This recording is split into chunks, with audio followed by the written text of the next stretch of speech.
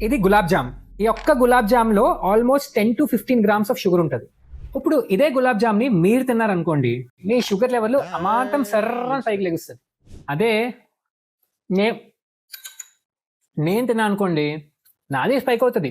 కానీ గ్రాడ్యువల్‌గా స్పైక్ అవుతది. అదేంటి అంత షుగర్ తిన్నాక ఎవరి షుగర్ లెవెల్స్ అయినా అమాంతం రైజ్ అయిపోవాలి కదా! అని మీరు నన్ను అడగొచ్చు. మ్యాటర్ ఏంటంటే 2025లో జరిగిన ఒక క్లోజ్డ్ గ్రూప్ స్టడీలో 2 గ్రూప్స్‌ని తీసుకున్నారు. ఒక గ్రూప్‌లో అన్‌హెల్తీ లైఫ్ స్టైల్ ఉన్న వాళ్ళు ఉంటే, ఇంకొక గ్రూప్‌లో హెల్తీ లైఫ్ స్టైల్ ఉన్న వాళ్ళు ఉన్నారు. హెల్తీ లైఫ్ స్టైల్ అంటే రెగ్యులర్‌గా వర్కౌట్ చేసుకొని మజిల్ బిల్డ్ చేసుకోవడం, బాడీ ఫ్యాట్ పెరగకుండా చూసుకోవడం, టైంకి తిని టైంకి పడుకోవడం. ఈ రీసెర్చ్‌లో ఇద్దరికి సేమ్ హై కార్బోహైడ్రేట్ ఫుడ్డే పెట్టారు. ఇద్దరికి షుగర్ లెవెల్స్ రేజ్ అయ్యాయి. అన్‌హెల్తీ గ్రూప్ కేమో అమాంతం రేజ్ అయితే, హెల్తీ గ్రూప్ కేమో స్లోగా రేజ్ అయింది. రీజన్ ఏంటంటే ఏ గ్రూప్ అయితే హెల్దీ లైఫ్ స్టైల్ మెయింటైన్ చేస్తున్నారో వాళ్ళ బీటా సెల్ ఫంక్షన్ కానీ, ఇన్సులిన్ సెన్సిటివిటీ కానీ, లీన్ బాడీ మాస్ కానీ ఓవరాల్ గా బెటర్ గా ఉంది కాబట్టి వాళ్ళ గ్లూకోజ్ కంట్రోల్ కూడా బెటర్ గా ఉంది. అండ్ ఈ గ్రూప్ కంప్లీట్లీ అన్హెల్దీ గ్రూప్ కాబట్టి షుగర్ లెవెల్స్ సుర్రమని రేజ్ అయినాయి.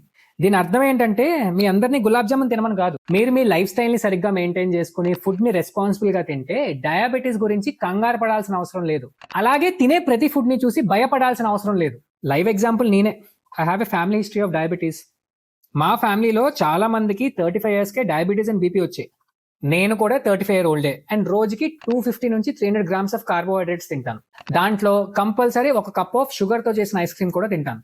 అయినా నాకు ఇన్సులిన్ రెసిస్టెన్స్ అండ్ డయాబెటీస్ లేదు. రీజన్ ఏంటో తెలుసా?